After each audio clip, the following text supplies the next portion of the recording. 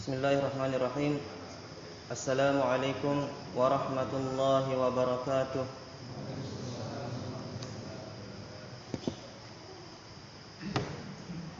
Alhamdulillahi rabbil alamin, wal 'aqibatu lil muttaqin, wala 'udwana illa 'alal zalimin. Asyhadu an la ilaha illallah wahdahu la syarika lah, wa asyhadu anna Muhammadan 'abduhu wa rasuluh. Jemaah salatul maghrib yang semoga dirahmati dan dimuliakan oleh Allah Ta'ala, hafizani wa hafizakumullah. Kita kembali bersyukur kepada Allah yang telah mengumpulkan kita di salah satu dari tempatnya yang paling mulia, itu di masjidnya. Makanya di sana ada pembahasan bahwasannya perkumpulan yang afdal, termasuk dari perkumpulan yang paling afdalnya ada dua, yaitu salat berjamaah dan majelis ilmu. Inilah merupakan perkumpulan yang termasuk perkumpulan yang terbaiknya. Seorang datang salat berjamaah, seorang berkumpul di dalamnya. Bermajelis ilmu, seorang juga berkumpul di dalamnya. Ini merupakan keutamaan hal tersebut, ya, salat berjamaah dan majelis ilmu. Salat berjamaah ada keutamaannya. Bahkan di sana ada, atau bahkan dikatakan wajibnya salat berjamaah. Walaupun di sana ada perselisihan pendapat yang mengatakan salat berjamaah tidaklah wajib, tapi yang benarnya salatul jamaah adalah kewajiban bagi setiap muslim.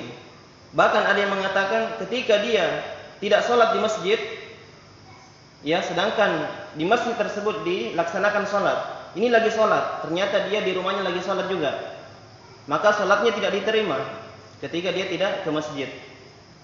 Ini salat bersendiri di rumah, padahal di masjid ditegakkan salat berjamaah. Maka di sana ada pendapat ulama, salat orang yang bersendiri di rumah sedangkan orang salat di masjid, maka salatnya tidak sah. Ini bagi salat di rumah tanpa uzur. Jadi pentingnya salatul jamaah dan juga pentingnya majelis ilmu yang kita insyaallah tahu akan keutamaannya. Kemudian kita lanjutkan pembahasan kita mengkaji atau membaca kitab As-Siyam, kitab As-Siyam dari kitab Minhajus Salikin karya Syekh Abdurrahman Ibn Nasir As-Sa'di rahimahullahu ta'ala. Di pertemuan sebelumnya kita telah membaca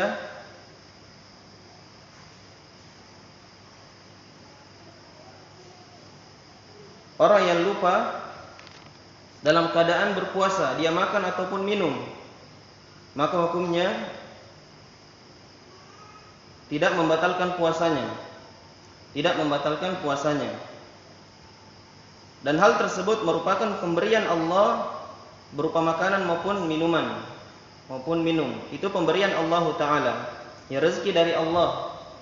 Rezeki dari Allah Ta'ala. Kemudian juga telah diambil seorang itu terus-menerus bersama kebaikan selama mereka, ya, menyegerakan berbuka puasa. Menyegerakan berbuka puasa. Ketika matahari telah terbenam seluruhnya, tidak kelihatan lagi bundarannya, maka seorang muslim menyegerakan berbuka pada waktu tersebut. Ketika masuk waktu langsung dia berbuka. Walaupun misalnya muadzinnya belum azan, ketika dia tahu kalau waktu sudah masuk, maka apa? Dia berbuka. Ya, mungkin ada masjid yang lambat azannya, mungkin 1 menit 2 menit, tapi kalau dia tahu matahari sudah tenggelam, mungkin dia di pantai, maka dia apa? Langsung berbuka walaupun belum mendengarkan azan. Jelas ya? Kemudian juga telah diambil pada pertemuan sebelumnya keutamaan makan sahur. Ya, keutamaan makan sahur. dan itu merupakan sunnah dengan kesepakatan ulama. Ya, hukumnya sunnah. Karena di dalam sahur, ya makanan yang dipakai bersahur itu terdapat berkah di dalamnya. Muttafaqun alaihi. Kemudian juga telah diambil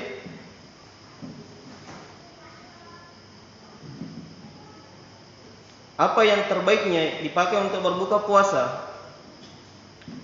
Kesimpulannya, yang terbaiknya adalah memakan yang disebutkan oleh ulama, berdalilkan dengan hadis Anas bahwasanya Nabi Shallallahu Alaihi Wasallam itu berbuka dengan rutab, kurma yang masih basah. Kurma yang masih basah ini masih ada di pohon kurmanya. Kemudian kalau tidak mendapatkan rutab, maka dengan tamar. Ini kurma yang kering, yang sudah dipetik. Mungkin yang kita banyak makan sekarang, namanya tamar. Kemudian kalau tidak mendapatkan tamar, maka dengan meneguk beberapa tegukan air. Kemudian juga telah diambil pada pertemuan sebelumnya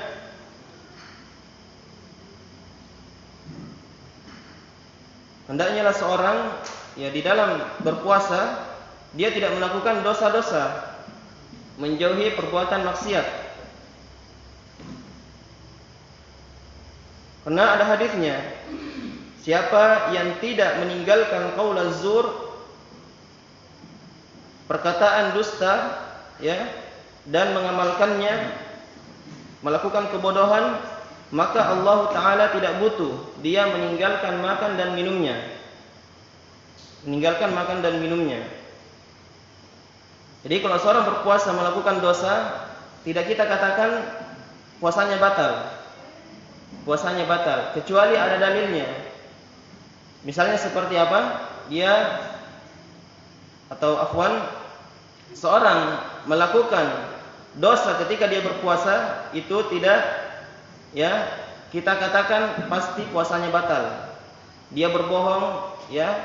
Kemudian dia menggibahi orang, mencela orang, melakukan dosa, maka tidak kita katakan puasanya batal.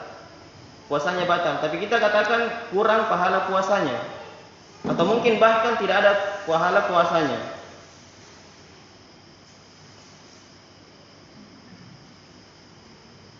Kemudian telah diambil juga yang terakhir, yaitu seorang ketika meninggal kemudian mempunyai hutang puasa. Mungkin bapaknya yang meninggal. Kemudian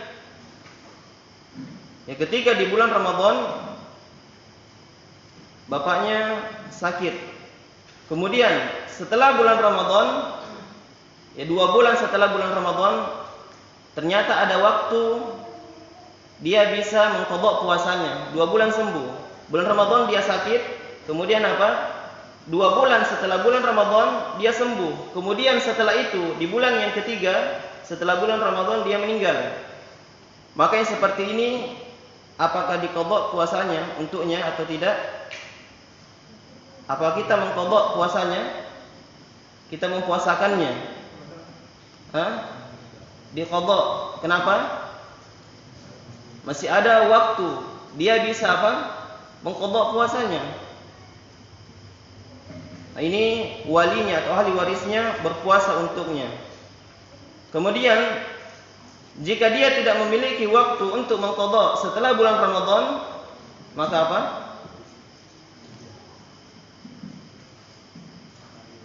Maka tidak dipuasakan untuknya, maka ahli warisnya tidak berpuasa untuknya.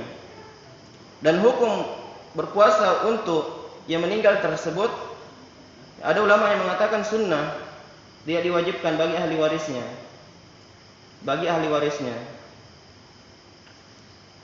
Nah, itu pertemuan sebelumnya. Sekarang kita lanjut pembahasan kita insyaallah. Kata penulis rahimahullah membawakan hadis yang diriwayatkan oleh Al-Imam Muslim dari hadis Abu Qatadah radhiyallahu anhu, wa su'ila an shaumi yauma Arafah. Shaumi yaumi Arafah. Dan Nabi sallallahu alaihi wasallam ditanya tentang puasa hari Arafah. puasa hari Arafah. Sekarang penulis rahimahullah menjelaskan tentang puasa-puasa sunnah. Apa saja puasa-puasa sunnah itu? Nah, di sini membawakan hadis Nabi Shallallahu Alaihi Wasallam ditanya tentang puasa Arafah, hari Arafah. Hari Arafah itu tanggal 9 di bulan apa? Di bulan Dzulhijjah. Tanggal 9 di bulan Dzulhijjah. Maka Nabi Shallallahu Alaihi Wasallam menjawab, yukafiru sanatal madiyah wal baqiyah.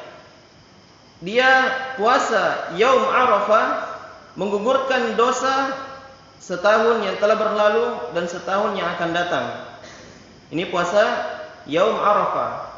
Tapi puasa ini, keutamaan ini atau syariat ini itu berkaitan dengan orang yang tidak haji. Jelas ya, hari Arafah ditegakkan di situ amalan-amalan haji, manasik haji. Adapun orang yang tidak berpuasa atau tidak berhaji, orang yang tidak berhaji, tidak melaksanakan haji, maka dia berpuasa. Adapun kalau dia berhaji, tidak berpuasa. Ini Yaum Arafah. Ya, kalau orang yang berhaji dia sibuk dengan manasik hajinya. Adapun orang yang tidak berhaji hendaknya dia berpuasa, karena puasa ini yukafiru sanatal madiyah wal baqiyah. Tanggal 9 di bulan Dzulhijjah, besoknya lebaran, Idul Adha. Menghapus dosa yang telah berlalu dan yang akan datang. Setahun yang telah berlalu dan setahun yang akan datang. Wasu'ila an shaumi Asyura, dan Nabi sallallahu alaihi wasallam ditanya tentang puasa Asyura. Puasa tanggal 10 di bulan Muharram, namanya Asyura. Faqala Nabi sallallahu alaihi wasallam menjawab, yukaffiru sanatal madiyah. Puasa Asyura tersebut menghapuskan dosa setahun yang telah berlalu. Setahun yang telah berlalu, menghapuskan dosa setahun yang telah berlalu. Kemudian juga di sana ada pembahasan selain puasa Asyura, sebelumnya tanggal 9 di bulan Muharram juga disunnahkan untuk berpuasa. Sebab ada sabda Nabi Shallallahu Alaihi Wasallam yang maknanya, jika saya hidup tahun depan, saya akan berpuasa pada tanggal 9. Maksudnya tanggal 9 di bulan Muharram.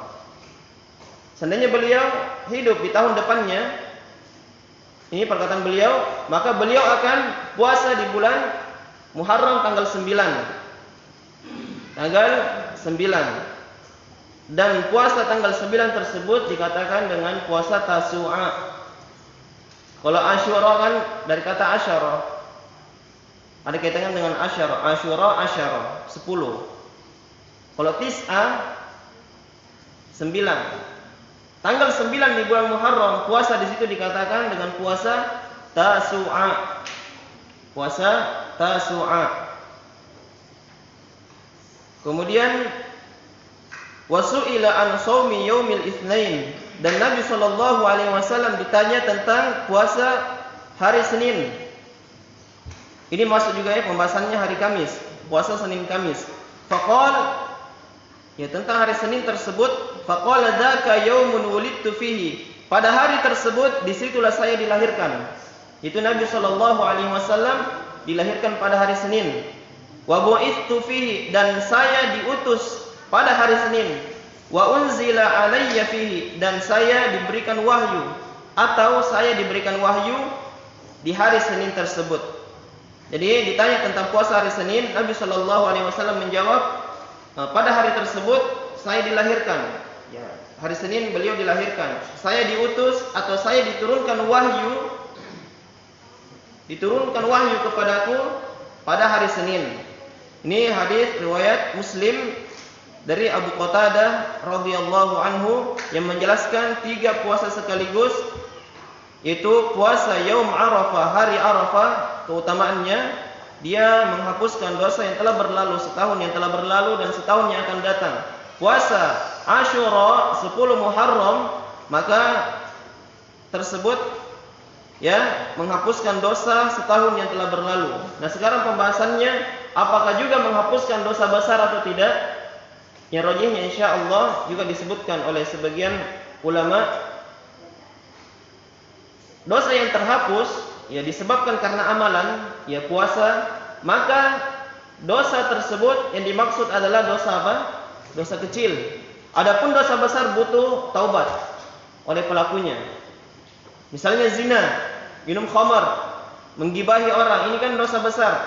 Berarti berdasarkan dengan pendapat bahwasannya dosa kecil hanya terhapus, yang terhapus hanyalah dosa kecil, maka dosa tersebut, dosa ghibah dan selainnya dari dosa-dosa besar itu tidak terhapuskan disebabkan karena amalan.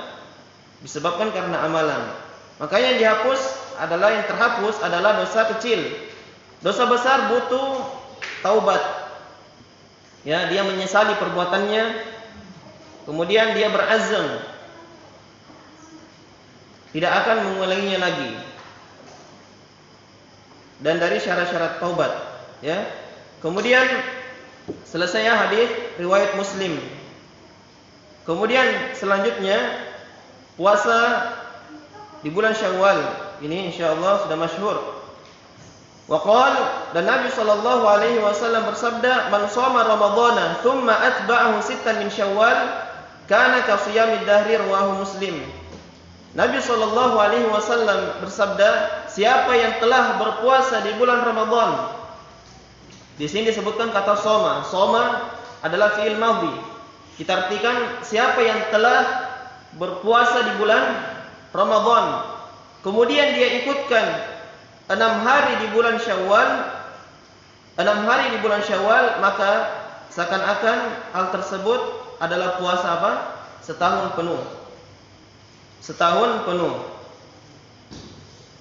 Kemudian hadis tersebut dikatakan ya, kemudian mengikutkannya 6 hari di bulan Syawal. Tidak disebutkan apakah langsung tanggal 2 karena tanggal 1 Idul Fitri, tanggal 2, tanggal 3 terserah. Tidak disebutkan di awal, di akhir, di tengah. Hanya disebutkan apa? 6 hari di bulan Syawal. Ini umum. Boleh dia berpuasa pada tanggal 2 ya, ataupun dia lanjut lagi misalnya di pertengahannya, kemudian lanjut lagi di akhirnya, tidak mengapa. Jelas masih di bulan Syawal. Tapi di sana ada pembahasannya. Kalau dia langsung berpuasa setelah Idul Fitri, langsung puasa tanggal 2, tanggal 3 dan seterusnya sampai 6 hari, itu yang lebih baiknya. Kenapa? Ini lebih bersegera kepada apa? Amalan. Ini ada keutamaannya. Seorang bersegera di dalam melakukan amalan. Melakukan amalan, ini ada keutamaannya. Bersegera di dalam melakukan amalan. Ini penting ya, bersegera di dalam melakukan amalan. Juga ada pembahasan berlomba-lomba di dalam beramal. Berlomba-lomba di dalam beramal. Ini secara Muslim ya, berlomba-lomba di dalam beramal. Fastabiqul khairat. Berlomba-lombalah kalian di dalam kebaikan. Beda dengan bertanding. Ya, kalau bertanding itu ada yang kalah, ada yang menang. Kalau berlomba-lomba apa? Seluruhnya bisa menang. Muslim A, Muslim B berlomba-lomba di dalam berpuasa. Jelas ya? Mungkin Muslim A dia puasa Daud, atau puasa ya Daud 1 hari puasa, 1 hari berbuka. Muslim B juga berlomba-lomba di dalam puasa, tapi dia hanya bisa berpuasa Senin Kamis saja. Maka perlombaan ini seluruhnya adalah insya Allah orang yang menang. Dikatakan si A dan si B berlomba-lomba di dalam puasa. Tidak ada yang kalah, tidak ada yang menang. Maksudnya kalah berbeda dengan pertandingan. Ya, ada yang kalah, dia dijatuhkan. Ada yang menang, dialah yang berjaya. Adapun berlomba-lomba, seluruhnya bisa mendapatkan keutamaan. Si A, si B juga mendapatkan keutamaan. Beda dengan berlomba. Ya, gulat. Apa sekarang sudah viral lagi? UFC. Apalagi itu namanya? Orang yang apa? Orang yang bertanding. Ini ada yang menang, ada yang kalah. Ada yang menang, ada yang kalah. Jadi, adapun di dalam amalan kita katakan berlomba-lomba. Berlomba-lomba di dalam amalan. Nah, berlomba-lomba di dalam beramal ini, jangan seorang misalnya dia mendahulukan yang lainnya. Jelas ya? Mendahulukan yang lainnya. Contoh, dia di belakang shaf. Kemudian di shaf depan ada 1-0. Misalnya ya, ada 1-0. Kemudian dia persilahkan temannya lain. Biasa kita lihat orang saling mempersilahkan. Ini tidak ada berlomba-lomba di dalam tidak ada saling mendahulukan di dalamnya. Karena ini kebaikan. Seorang kalau kebaikan dia berlomba-lomba. Dia maju saya langsung. Jelas ya? Ini berlomba-lomba di dalam kebaikan. Jadi kalau dia puasa langsung itu lebih lebih utama. Tanggal 2 dan sampai dia selesaikan 6 hari di bulan Syawal. Maka seakan-akan dia berpuasa setahun penuh. Ya, selesai ya. Kemudian selanjutnya puasa Ayyamul Bid.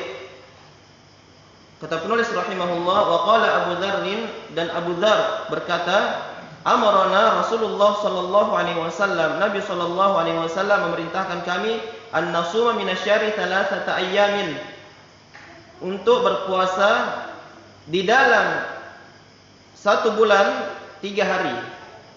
1 bulan 3 hari.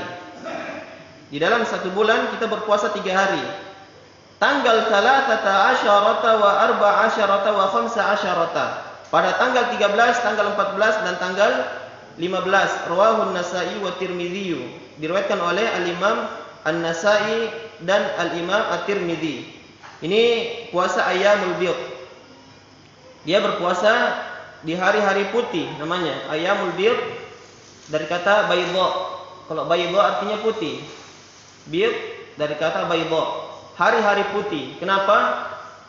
Pada waktu tersebut ya bulan terang. Makanya dikatakan hari-hari putih. Ini pada tanggal 13, ini hadisnya di ta'liqnya disahihkan oleh Syekh Al-Albani. Ini tanggal 13, tanggal 14 dan tanggal 15. Ini hari-hari putih. Di sana juga ada pembahasan seorang berpuasa 3 kali di setiap bulan. 3 hari di setiap bulan.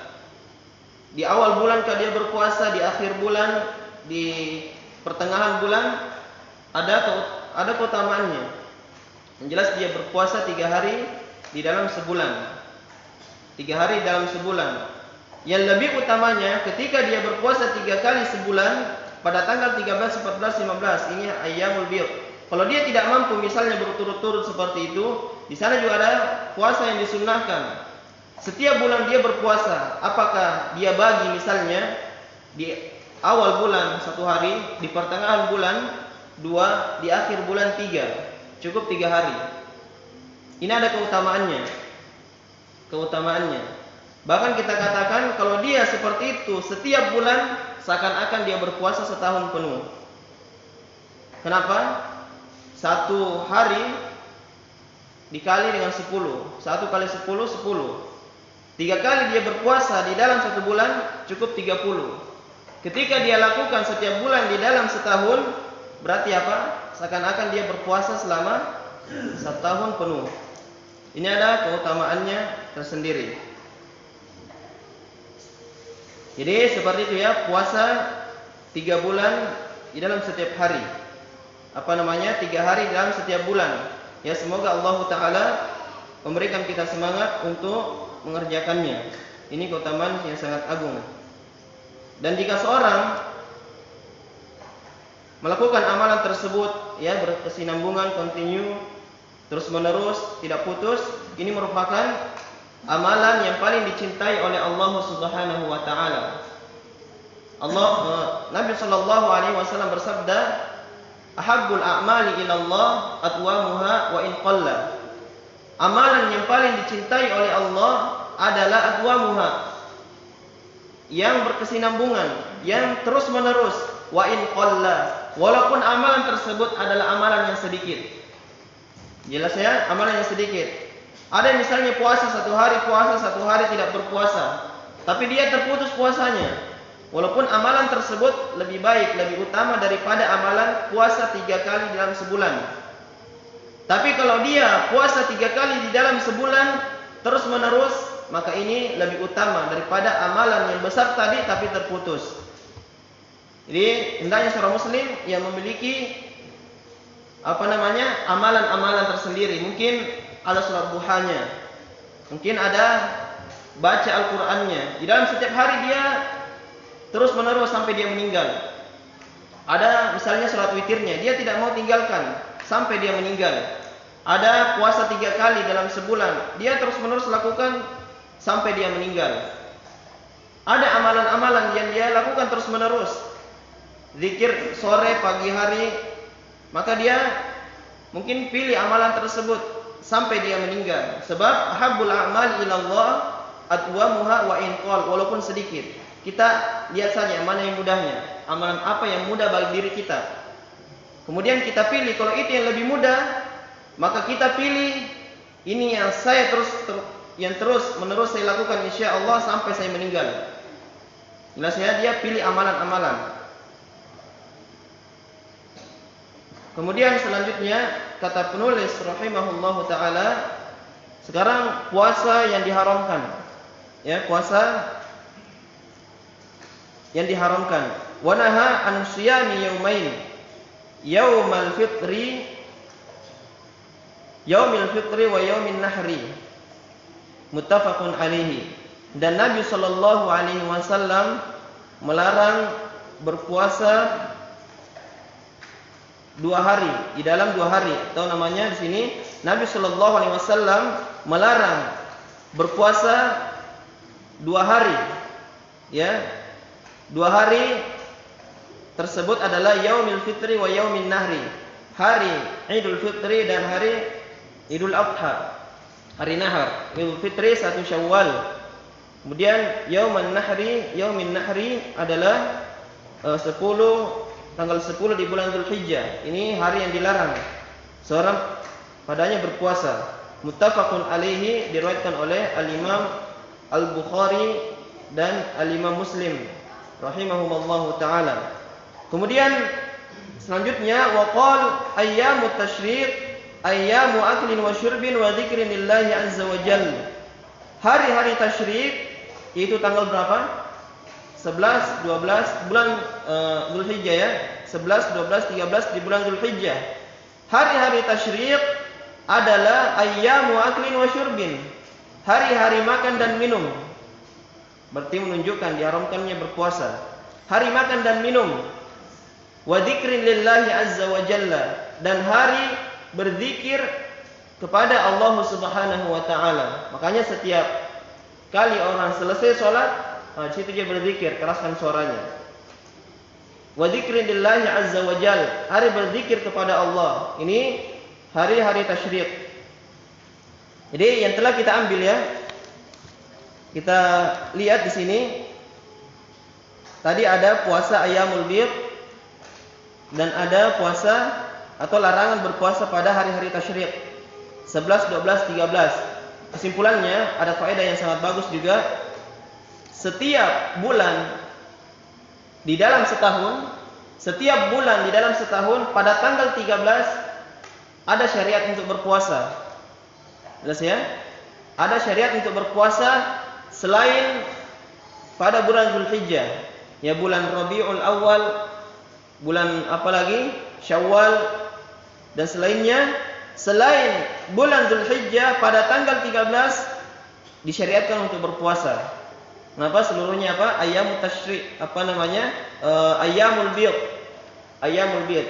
Setiap tanggal 13 selain hari-hari di bulan Dzulhijjah itu diharamkan tanggal 13 selain bulan Dzulhijjah disyariatkan untuk berpuasa. Ini disebutkan oleh Syekh Sulaiman Ar-Ruhaili hafizahullahu taala. Kemudian selanjutnya kata penulis rahimahullah, wa qala yasumanna ahadukum yaumal jumu'ah illa an yasuma yauman qablahu aw yauman ba'dahu, muttafaqun alaihi. Jangan sekali-kali salah seorang di antara kalian berpuasa pada hari Jumat, illa kecuali ay yasuma yauman qablahu, dia berpuasa sehari sebelumnya, Itu hari apa? Hari Kamis. Au yauman ba'dahu, atau sehari setelahnya, hari Sabtu. Ini larangannya bersendirian di hari Jumat. Dia berpuasa pada hari Jumat. Dia belum berpuasa pada hari Kamis dan hari Sabtu. Ini adalah larangannya, la yasumanna. Jangan sekali-kali salah seorang di antara kalian berpuasa. Tapi kalau puasa sunnah namun bertepatan dengan hari Jumat, nah ini tidak mengapa. Misalnya tadi Yaum Arafah bertepatan dengan hari Jumat, bertepatan pada hari Jumat, maka tidak mengapa. Misalnya juga seorang puasa sehari kemudian berbuka sehari, ya bertepatan dengan hari Jumat, maka ini juga tidak mengapa. Ini juga tidak mengapa. Adapun kalau saya mau berpuasa, ya dia khususkan ya, saya mau berpuasa hari Jumat, tapi hari Kamisnya, hari Sabtunya dia tidak mau berpuasa. Ini diharamkan, la yasuman ahadukum. Tapi di sana memang ada perselisihan pendapat. Ada yang mengatakan makruh, ada yang mengatakan haram. Tapi pendapat yang lebih dekatnya adalah, insyaallah hal tersebut diharamkan.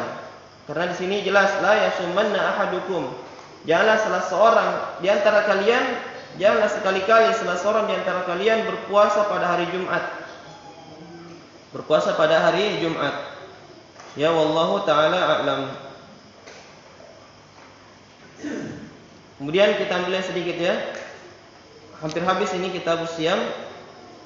Wa qala man shoma ramadhana imanan wa ihtisaban ghufira lahu ma taqaddama min dhanbihi wa man qama lailatal qadri imanan wa ihtisaban ghufira lahu ma taqaddama min dhanbihi, muttafaqun alaihi. Dan Nabi sallallahu alaihi wasallam bersabda, siapa yang berpuasa di bulan Ramadan imanan wa ihtisaban, karena keimanan dan mengharapkan pahala, maka diampuni untuknya apa yang telah berlalu dari dosa-dosanya. Ini puasa di bulan Ramadan keutamaannya. Dan barang siapa yang berdiri di malam Lailatul Qadar, dia salat, ya bertepatan di malam Lailatul Qadar, imanan wa ihtisaban, maka diampuni untuknya apa yang telah berlalu dari dosanya. Makanya kita mungkin biasa iktikaf. Ya, iktikaf di masjid untuk bisa mendapatkan Lailatul Qadar. Ketika kita dapat Lailatul Qadar, maka ini keutamaan yang sangat besar. Kita sholat di situ, baca Al-Quran. Tapi di sini khusus ya, dalilnya wa man qama Lailatul Qadar. Siapa yang berdiri di Al-Qadar, malam Al-Qadar, bisa sholat tarawih, ya, maka akan diampuni untuknya apa yang telah berlalu dari dosanya. Ini muttafaqun alaihi. Nah, pembahasan yang kita telah ambil ya, tadi Yaum Arafah menghapuskan dosa setahun yang telah berlalu, setahun yang akan datang, puasa Asyura. Apakah ini menunjukkan ataukah ini menunjukkan bolehnya kita melakukan dosa-dosa kecil? Karena kan kalau kita puasa di hari Arafah, dosa yang akan datang kan diampuni, dosa-dosa kecil. Berarti kalau kita melakukan dosa, misalnya pikiran kita melakukan dosa-dosa kecil, ya, ini terampuni oleh Allah Ta'ala. Kita sengaja berbuat dosa, kan nanti diampuni juga. Saya tadi sudah puasa hari Arafah, jadi bebas saja. Saya akan berbuat dosa misalnya, tidak takut lagi, karena akan diampuni oleh Allah. Karena saya telah berpuasa Yaum Arafah. Ini pikiran yang salah. Kenapa? Dia tidak mengetahui apakah puasanya diterima atau tidak. Ya, saya diterima atau tidak. Yang dia sombong misalnya, tidak apa-apa, saya lakukan dulu sedikit, sekali-kali, karena saya juga telah berpuasa di hari Arafah. Maka kita katakan kepadanya, puasamu itu belum tentu diterima oleh Allah. Kenapa? Bisa jadi yang Korea, ya, ataupun yang lainnya tidak diterima puasanya. Ini keutamaan tadi hadisnya puasa Ramadan dan berdiri sholat di malam Al-Qadar. Jadi selesai ya. Mungkin lagi satu kali pertemuan kita Siyam, insyaallah taala. Oh, ada sedikit di malam Kamis mungkin diganti pembahasannya. Kita lanjutkan pembahasan Lum'atul I'tiqad. Ini pembahasan berkaitan dengan nama dan sifat Allah Ta'ala. Di bulan-bulan yang telah berlalu sebelumnya kita telah baca sedikit ya Lum'atul I'tiqad, masih pendahuluannya. Nanti insyaallah di malam Kamis kita lanjutkan insyaallah pembahasan Lum'atul I'tiqad berkaitan dengan nama dan sifat Allah Ta'ala. Subhanakallahumma wa bihamdika asyhadu an la ilaha illa anta astaghfiruka wa atubu ilaik.